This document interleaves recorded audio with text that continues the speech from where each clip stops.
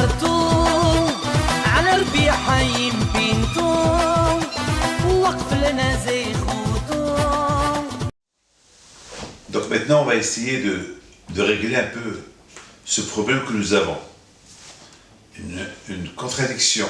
D'un côté, la Torah nous dit que le jour de la joie d'Hachem, c'était le jour de l'inauguration du temple, qui s'est passé dans le désert, et surtout lorsque chaque tribu était là pour inaugurer le temple, pour chacun, comme nous avons dit, qu'Hachem il a invité tous les chefs de tribu d'inaugurer le temple, et surtout, la grande joie d'Hachem, c'était nous montrer, comme je viens de vous dire, combien Hachem nous aime, parce que, comme je viens de vous dire, que le kavod, l'honneur qu'il a donné à chaque chef de tribu, à chaque tribu, pour avoir accès à l'inauguration du temple, et de l'autre côté, Akash Baruch il avait de la peine, il avait une souffrance, et Hachem, il avait un peu de souffrance, un peu de peine, le jour de l'inauguration du temple, parce que, pourquoi? Alors, mes amis, nos sages répondent que Hachem, il avait de la peine. Il dit, maintenant, tout le temps, ils étaient occupés par l'occupation de construire le tabernacle, ils n'ont pas fauté. Maintenant qu'ils ont terminé la construction du tabernacle, ils vont fauter. Alors la question, elle est, pourquoi ils vont fauter? Le contraire. Et ils ne peuvent qu'être contents. Et même s'ils fautent, pourquoi ça n'existe pas un homme qui ne faute pas. Et même s'il faute, il y a le tabernacle, il est là, il va porter un sacrifice pour se faire pardonner. C'est la question qu'il m'a posée Yoel, mon fils, et moi j'ai aussi posé une question, mais une contradiction. D'un côté on nous dit qu'il était content, de l'autre côté on nous dit qu'il n'était pas content. Mes amis, il faut savoir une chose. Ici la Torah veut nous donner une leçon. Il faut savoir qu'il n'y a pas dans la Torah, chaque chose que la Torah nous raconte, c'est pour apprendre quelque chose. Il y a une moralité, il y a quelque chose qu'on doit apprendre. Comme il dit le Zohar, la Torah c'est des etzot, c'est des conseils. Même des histoires qu'on nous raconte, c'est des conseils à apprendre. Des histoires, on apprend comment se comporter, comment vivre, comment réagir, comment faire. Et une chose est certaine, que lorsque quelqu'un ne fait rien, il y a l'ennui qui vient. Il dit, Shlomo Melech, Adam le Amal Yolad. L'être humain, il est né uniquement pour les amal, pour des efforts. Ça veut dire, celui qui ne travaille pas, il va tomber dans la dépression. Ou étudier, ou travailler. Et même quelqu'un qui voit toute la journée la télévision, ou quelqu'un qui joue toute la journée, c'est d'ennui. À la fin, il va avoir ras-le-bol de jouer. Il faut travailler, il faut occuper la tête. Le rabbin me dit que celui qui n'occupe pas sa tête, il finit par faire une dépression, ou bien il va finir par fauter. On dit que celui qui a la tête vide, celui qui ne veut rien faire, eh ben, il va commencer à penser aux femmes, il va commencer à parler à des bêtises, à penser à des bêtises.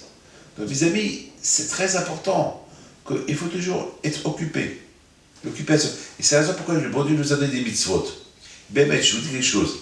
Les mitzvot, c'est la plus belle chose que le bon Dieu nous a donné pour nous occuper.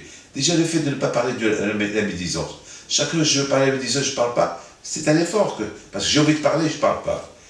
Les mitzvot, le matin, il y a la prière, se laver les mains. Mais il y a toujours des mitzvot. Les femmes, ils s'occupent avec les mitzvot. Acheter du kasher, l'école, l'éducation juive. On est toujours occupé. Et même avec l'occupation des mitzvot et l'étude de la Torah, il y a aussi le travail, il faut travailler. Il faut travailler. Et vous savez, c'est écrit dans Pirkei Avot qu'un homme qui ne travaille pas, c'est la folie. Vous savez que ceux qui étudient la Torah, c'est un travail, parce que c'est des études. La tête est occupée. Mais il faut être... Maintenant, mes amis, ça dépend de quelle occupation on a. C'est le problème. Hachem, il nous lance un message. Vous êtes occupés pour la construction du temple. Entre vous et moi, ce temple-là, c'était pas un palais, c'était pas une ville qui s'était en train de construire, c'était un tabernacle. Et c'est pas 5, 6, 7 millions de Juifs qui étaient occupés à le construire. Il n'y avait que les gens intelligents. 100, 200, 300 personnes. Pas tout le monde. Mais le fait que tout le monde était concerné, que tout le monde était préoccupé, que tout le monde s'intéressait. Donc le fait que tout le monde était intéressé, alors voilà, donc ils s'étaient occupés pour la...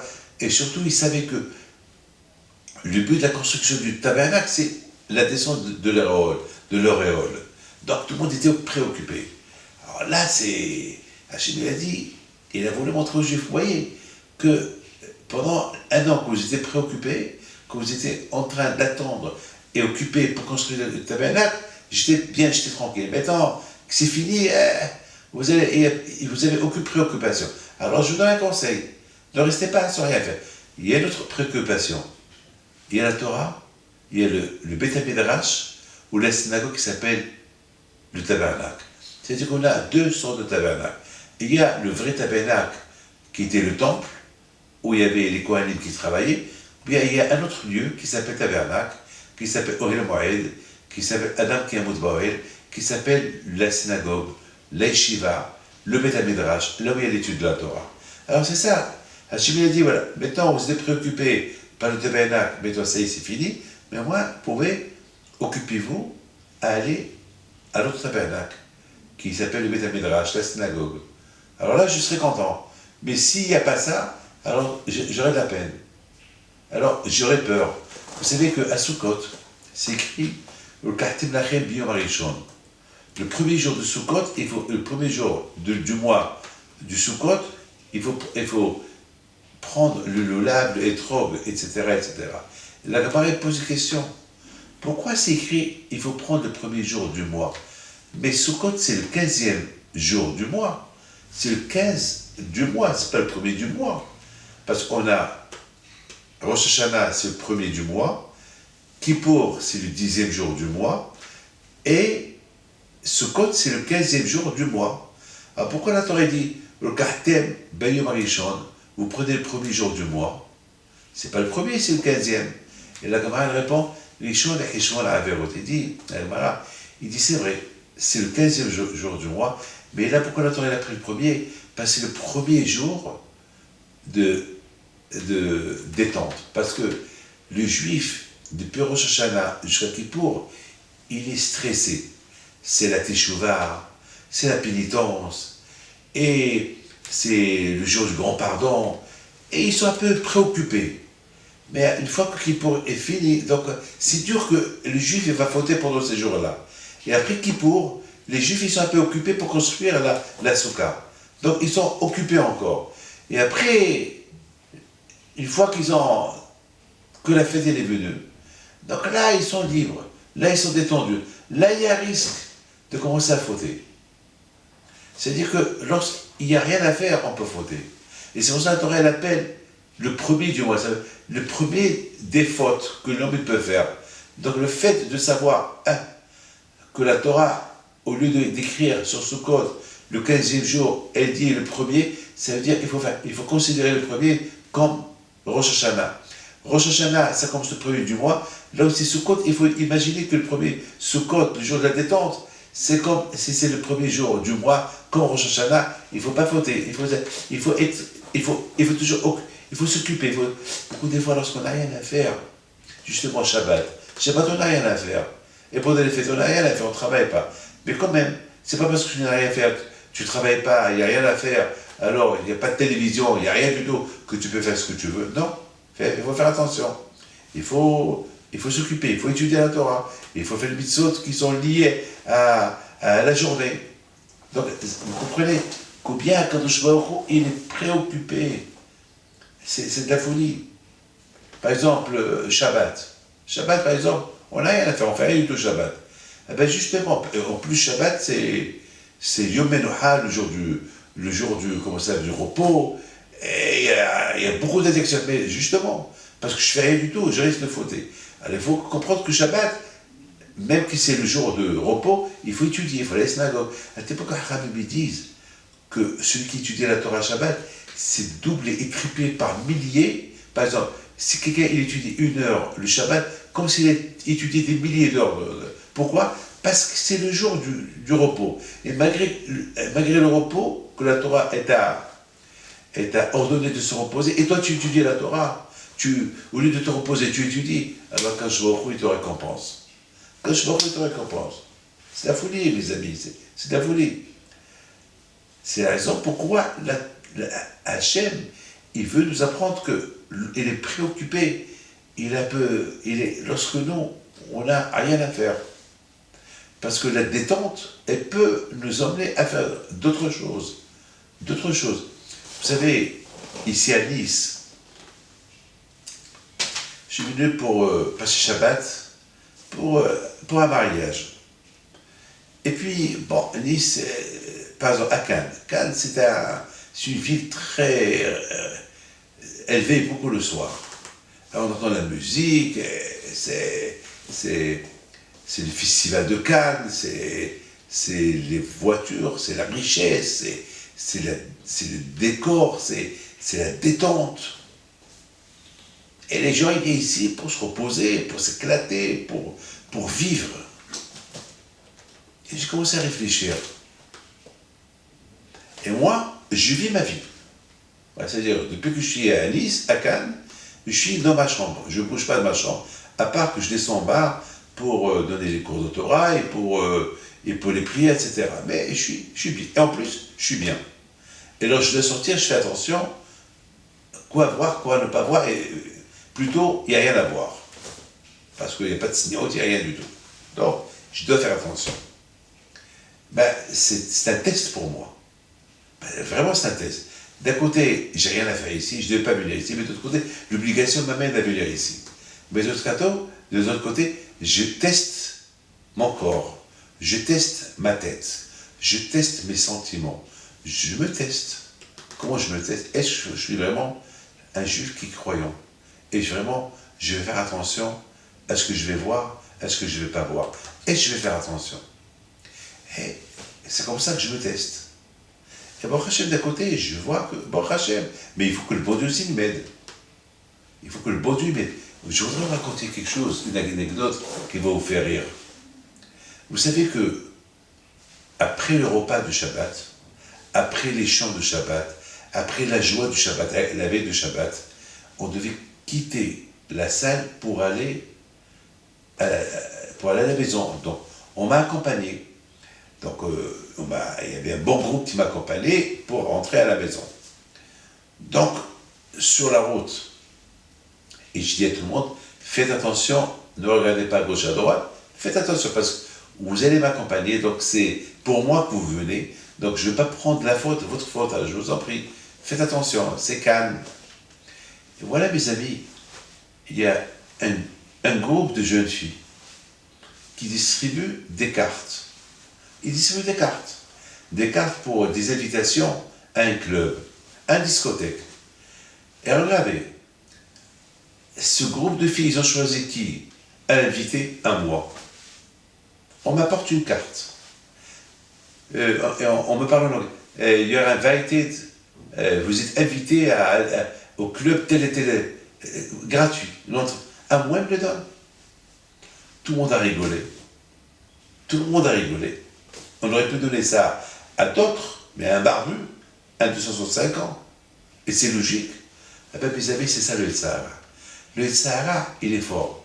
Le Yetzirah, il ne sait pas chez qui il va. Il ne fait pas de différence. Il va chez le rabbin, il va chez tout le monde. Parce que, et plutôt, il me vise à moi plus que les autres. Parce qu'il sait que moi, je fais plus attention que les autres. Alors, c'est à moi qu'il veut viser. Donc, vous savez, à un moment donné, il y a le réflexe, tu donnes tes mains pour recevoir, après je me suis rappelé, c'est Shabbat. Et puis les autres ont dit, non, excusez-nous, non, ça ne nous concerne pas assez. Pour vous dire, mes amis, c'est ça. Vous savez, le Yetzirah est très fort. Donc, imaginez-vous que le Shabbat, c'est le jour de détente. Les fêtes, c'est le jour de détente. Et justement, ces jours de détente, c'est là que, si on fait rien d'autre, on peut tomber dans on peut fauter. On peut faire des bêtises. Donc c'est pour ça qu'Hachem, il nous montre que lorsqu'on n'a rien à faire, lorsqu'on n'est pas occupé, alors on risque de tomber dans les fautes. Donc il faut toujours s'occuper. C'est pour ça qu'on dit, la Torah dit, il faut qu'il y ait le amal de la Torah. Il faut toujours qu'on s'enchaîne avec avec un effort. C'est-à-dire, un effort, il apporte un autre effort. Vivre dans l'effort. Parce qu'on vit dans un monde de Yetzirah. Il n'y a que l'effort qui te sauve. Il n'y a que l'effort. Lorsque ta tête, elle vit tout le temps dans l'effort. Donc, toujours tu es en garde à vous. Parce qu'il y a ce qu'on appelle, la tête, elle vit dans l'effort. Il y a toujours, quand par exemple, si par exemple, tu as peur que la police t'arrête, donc tes yeux ils sont à gauche, à droite, tu as peur parce que tu fais une chose que tu as peur que la police t'arrête. Là aussi, il faut faire attention, il faut avoir peur que le tsara il t'arrête quelque part. Donc il faut être toujours réveillé, il faut toujours être préoccupé pour ne pas que tu te fasses arrêter par le mauvais penchant. Mes amis, c'est la raison pourquoi c'est un message d'Hachem. C'est vrai que le jour de la libération, c'est le plus beau jour de Hachem. C'est la plus grande joie parce que, maintenant j'ai trouvé ma place avec les bénis d'Israël. Ouais, maintenant je vais résider avec eux. Maintenant ils sont autour de moi. C'est super. Et en plus, le fait que les Juifs vont savoir que je réside avec eux, bon, ils vont me respecter un peu plus. Très bien. Mais d'autre côté, quand je leur dis, mais je suis toujours préoccupé. Parce que là, maintenant, vous n'avez plus rien à faire. Il y a plus de préoccupations pour construire le temple. Donc, vous risquez de... Donc, n'oubliez pas que je suis avec vous. Donc, ça veut dire, il n'y a pas de contradiction, mais de l'autre côté, il ne faut pas oublier que Hachem, il a peur lorsqu'il nous voit qu'on n'est pas préoccupé, lorsqu'il nous voit qu'on vit dans la détente. C'est quelque chose qu'il faut ne pas oublier. Mes amis, ici à Cannes, j'ai appris une leçon. Qu'est-ce que j'ai appris? Les gens, ils viennent ici pour détendre. Et les gens, tu vois, il y a par exemple quelqu'un que j'ai vu hier, il était bien, bien bronzé. On voyait que ses dents. Et je lui dis, Stam, il veut le bracha. Il vient avec sa mère. Et sa mère, elle vient avec son sac. Et son sac avec de l'argent. Et elle a voulu me donner un don. Le Shabbat. Je lui dis, madame, c'est Shabbat. Je m'excuse. Mais il me dit, mais je veux le bracha. Je lui dis, madame, je fais la bracha. Mais je te conseille, viens demain. Parce que comment tu veux que je te fais le bracha? C'est pas compatible, ça marche pas. Tu as pris la voiture pour venir chez moi, et ça marche pas. Je t'en prie, tu attends un peu. Je fais la bracha plus tard. Demain, tu viens, on se voit demain, je fais la bracha. Elle était vexée, elle avait de la peine. Elle avait de la peine pourquoi j'ai pas voulu accepter l'argent chez elle. Elle avait de la peine pourquoi j'ai pas voulu lui faire la bracha. Et pourtant, je l'ai expliqué. Bon, je l'ai fait quand même la bracha, elle était contente. Et après, j'ai commencé à réfléchir. Je lui dis, dans ce monde-là, il y a beaucoup à apprendre de ce monde. Qu'est-ce qu'il y a à apprendre de ce monde? On vit dans un monde de plaisir. Il faut savoir une chose, que ce monde de plaisir, il est mukval, il est limité. C'est pas un monde de plaisir éternel, c'est un monde de plaisir limité, pas plus. Mais après 120 ans, il y a un autre monde. Là-bas, c'est illimité. Donc ça veut dire, tu en profites de ce monde-là pour arriver à un monde qui est illimité. Ça veut dire les plaisirs d'un monde limité pour un monde d'un plaisir qui est illimité. Mais tout cela quand? Lorsque tu utilises ton monde où tu vis avec Torah et Mitzvot et les fêtes, et tu sais où il faut couper, où il faut se limiter, où il faut aller, où il faut s'arrêter. Mais si tu vis dans ton monde, uniquement dans ce monde-là, tu en profites que dans ce monde, sans penser qu'il y a un autre monde, eh bien, voilà, tu en profites. Et bien après, c'est fini.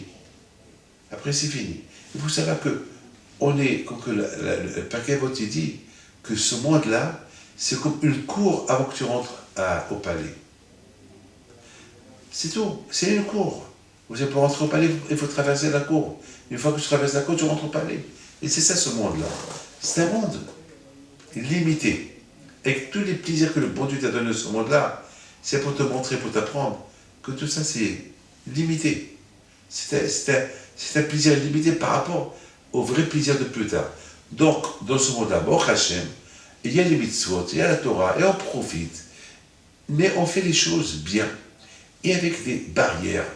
Et bon, Hachem, on est bien. Voilà. J'ai passé bien mes 4 jours, et je suis très bien. Et au contraire, je me sens heureux et content, parce que je me suis testé, et j'ai réussi mes tests. Et j'ai réussi, Baruch Hashem, à être bien avec le bon Dieu, avec soi-même. Et voilà, il ne manque rien du tout.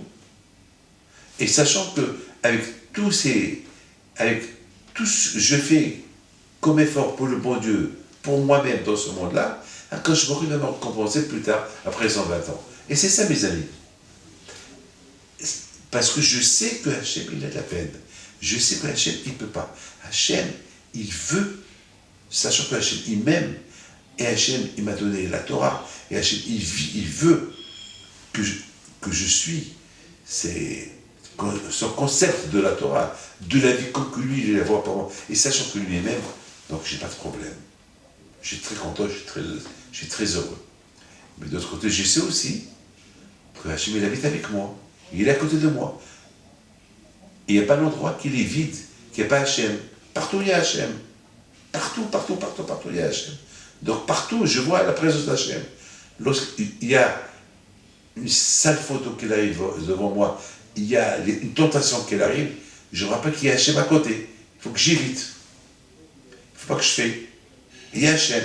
Il me voit. Donc, c'est la conviction. Donc, lorsqu'on vit avec... Parce que sachant que Hachem, il m'aime, donc ça me rappelle qu'il faut que je le suis. Et si je ne suis pas, il a de la peine.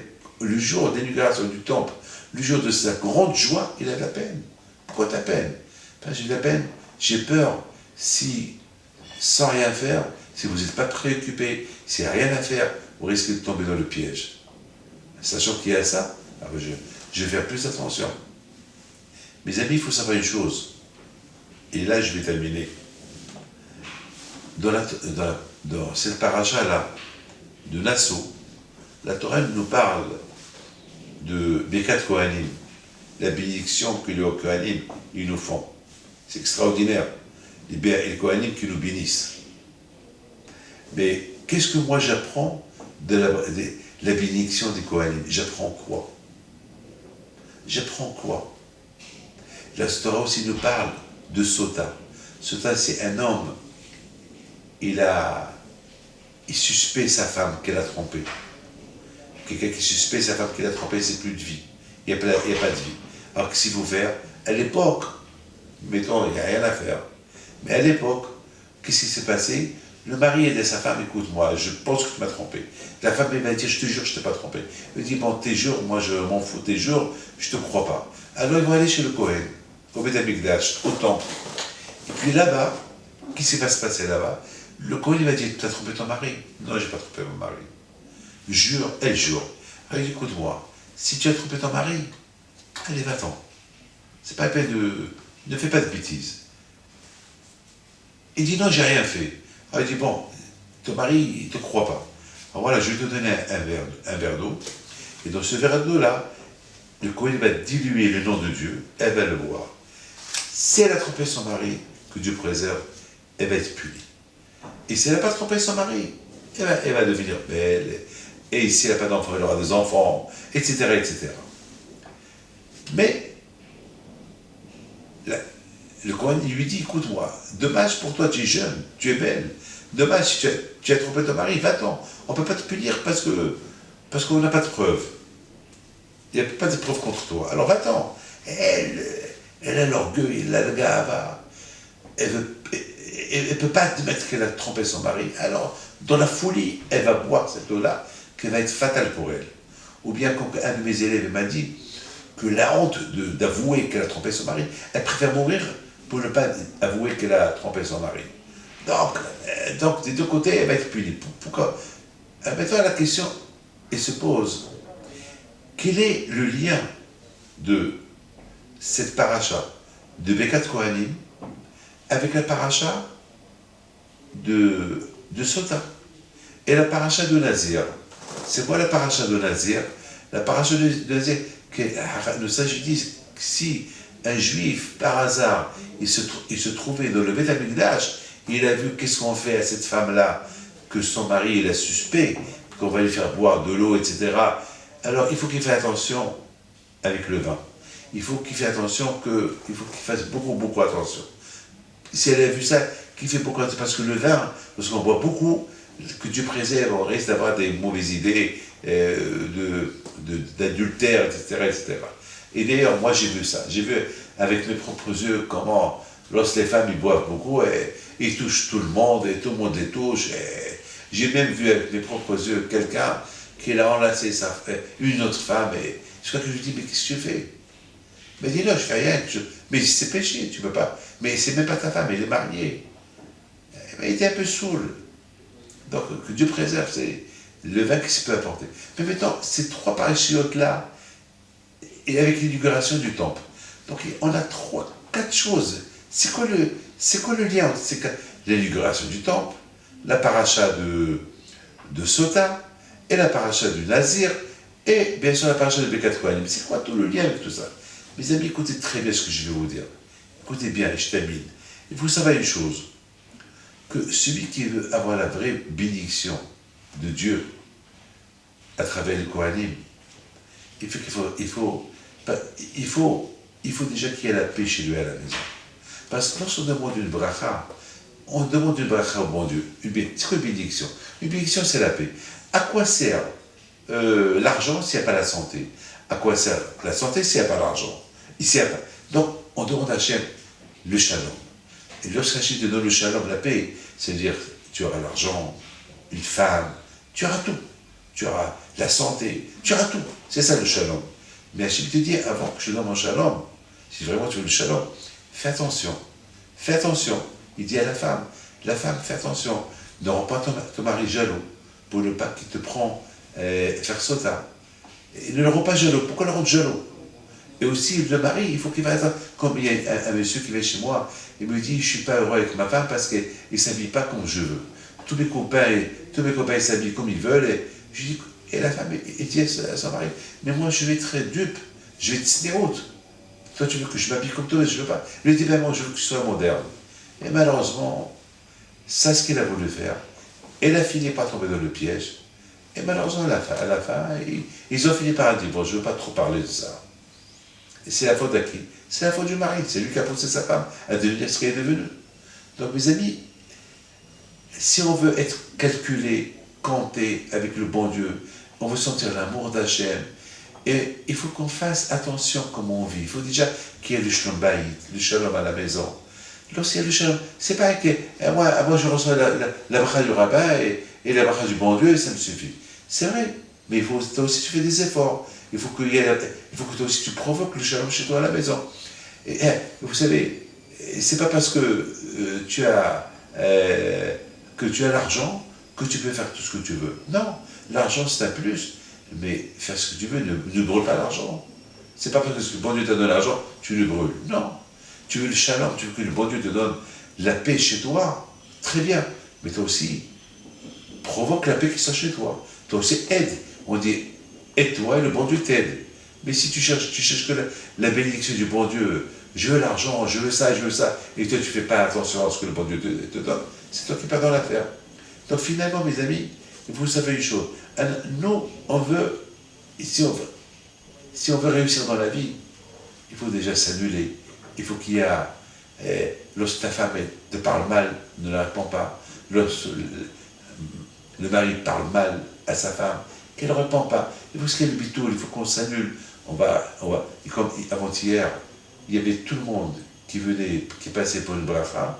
Il y a un qui l'a dit à son copain, moi j'ai pas besoin de sa bracha. Moi j'ai tout. Quelle bénédiction va me faire? Et que Dieu préserve, le lendemain, son fils il est tombé. Ils ont dit, mais ils l'ont pris à l'hôpital. Va chez Rabbi David, demande bracha. Non, quelle bracha qu'est-ce qu'il va faire pour moi? Il dit, mais hier, il aurait peut-être fait la bracha. Peut-être. Il a dit, c'est super. Une bracha, c'est gratuit. Et depuis Shabbat, on ne va pas demander l'argent Shabbat. Et personne t'a voulu te donner l'argent. Pourquoi? C'est la gava, c'est l'orgueil. C'est ça le Birkat Kohanim.